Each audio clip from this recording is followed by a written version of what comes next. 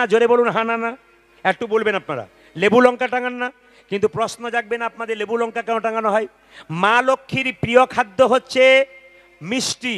সবাই জেনে নিন, বাড়িতে লক্ষ্মী পুজো করেন, মা লক্ষ্মীর প্রিয় খাদ্য কি? মিষ্টি। কিন্তু অলক্ষ্মীর প্রিয় খাদ্য কি? টক আর ঝাল। দোকানের দরজাতে কেউ যদি লেবু মানে টক আর লঙ্কা মানে ঝাল, এই দুটো জিনিস যদি টাঙিয়ে দেয়, তাহলে অলক্ষ্মী ঢুকতে গিয়ে ওইখানে খাবার পেয়ে ওখান থেকে পালিয়ে যায়। ওই জন্য দোকানে আর অলক্ষ্মী ঢোকে না, তাই দোকানের দরজাতে লেবু লঙ্কা টাঙানো হয়।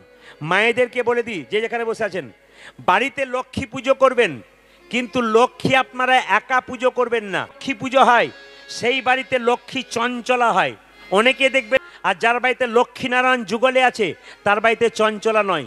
কেন বলে দিই, আপনি আপনার বাড়িতে মেয়েকে নিমন্ত্রণ করেছেন, জামাইকে নিমন্ত্রণ করেছেন, মেয়ে এলো, জামাই কি হলো, যেমন মেয়ে চঞ্চলা হয়ে যায়, লক্ষ্মীকে বাড়িতে একা রাখলে চঞ্চলা হয়ে যায়। ওই জন্য লক্ষ্মী পুজোতে মায়েরা দেখবেন, আপনারা যত ছবি দেখবেন লক্ষ্মীনারায়ণের সঙ্গে, সব দেখবেন লক্ষ্মী সব জায়গাতে নারায়ণের পদসেবা করছে।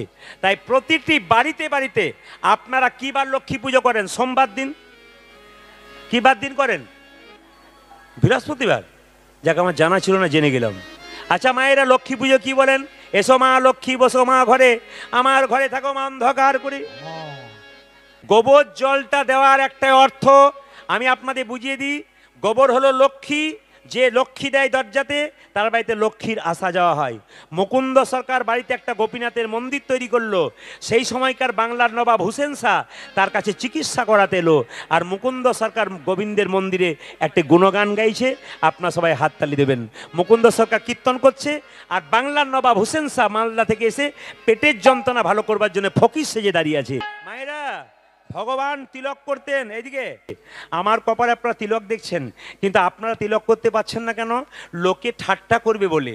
আপনি তিলক করলেই পাশ থেকে বলবে অমুকের বউ কাল থেকে খুব ভক্ত হয়ে গেল। তার মানে কি বড় ভক্ত হয়ে গেল। এই সমস্ত লোকগুলোর দিকে তাকাবেন না কেন? নিম পাতাকে যতই মিষ্টি রসে ভেজান ও তেতো দূর হয়। জোরে বলুন হা না না। নিম পাতাকে যতই মিষ্টি রসে ভেজান ও তেতো দূর হয় না। সেরকম নিন্দুক লোক যারা হয়, আপনি যতই ভালো খাওয়াবেন ও নিন্দা করে থাকবে। যেমন আমাদের গ্রামে ভোজ হচ্ছে, সবাই ভোজ খেতে গেছে, সবাই খেয়ে এলো, একজন নিন্দুক লোক সব ব্যাপারে নিন্দা করে। ওকে একজন জিজ্ঞেস করছে, কাকা কেমন খেলেন? খেলাম। মানে খেলাম মানে টান মারলো। কি খেলাম? বলে খেলাম তো ভালো, পোলাওগুলো ভালো হয়েছিল, বাদামগুলো পোড়া পোড়া হয়ে গেছিল। এত এত ভালো হলো, এইগুলো দেখলো না, খালি বাদামটার দিকে তাকিয়ে রইল। ওই জন্য আপনার নিন্দুকের দিকে তাকাবেন না। মহাপ্রভু বলেছেন, নিন্দা যারা করবে তারা নিন্দা করুক, নিন্দা করতে করতে একদিন তোমার পথে আসবে। ও বাবা, এই যে আমি আপনাদের বলি, আসতে আপনাদের বলে দিই, যদি কারো তিলক করার ইচ্ছা থাকে, আমি একটা সহজ পথ বলে দিই, কেউ দেখতে পাবেন, আপনি করতে পারবেন। তিলক করার ইচ্ছা তাহলে কি করবেন? আপনার জল তিলক করবেন। মানে জলকে নিয়ে যেমন আমরা তিলক করছি না, এরকম তিলক কেউ দেখতে পাবে না, কিন্তু জল তিলক, ওটা কিন্তু শাস্ত্রের বিধি আছে।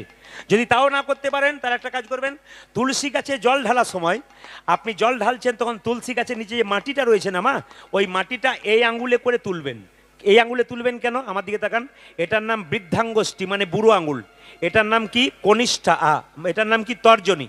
এটার নাম কি? মধ্যমা। এটার নাম কি? অনামিকা। এটার নাম কি? কনিষ্ঠা। আমি কোন আঙ্গুলে তুলতে বললাম? আমার দিকে তাকান, অনামিকাতে। এই আঙ্গুলে তুলতে বললাম কেন মা? যারা গুরুমন্ত্র নিয়েছেন হাত তুলে বলুন তো, গুরুমন্ত্র জপ করবার সময় কোন আঙ্গুলে জপ করেন? হাত তুলুন আপনারা। কোন আঙ্গুলে জপ করেন? এই আঙ্গুলটা করে জপ করেন। এটা হচ্ছে ভগবানের আঙ্গুল। তুলসী পত্র দেবেন, তাও এই আঙ্গুলটা ব্যবহার করবেন। আপনি একটু বাতাসা দেবেন, তাই এই আঙ্গুলটা ব্যবহার করবেন। সবার কাছে নিবেদন রইল, কীর্তন শুনতে আসা মানে কিছু শিখে যাওয়া। আপনি যতক্ষণ কীর্তনে আসরে আসবেন, ততক্ষণ আপনি একটা একটা করে ছোট্ট ছোট্ট করে শিক্ষা নিয়ে যাবেন। এই শিক্ষাগুলো আপনাদের সামনে তুলে ধরবো। আপনারা সবাই লক্ষ্য করুন। আপনি বাচ্চাকে কী করে স্নান করাবেন? তুলসীর মন্দিরে মাটি নিয়ে এই এরকম করে তুলে হরে কৃষ্ণ মহামন্ত্র বলে মাটিটা দিয়ে দেবেন, দেখবেন হাফ তিলক হয়ে যাবে। যেমন যারা সাইকেল চালাতে পারে না, প্রথমে হাফ পেটেলে যাবে, তবে সিটে যাবে। আগে এরকম তিলকটা নিন, তারপর আপনি তিলকটা নেবেন। আগে স্কুলে ভর্তিটা হন না, তারপর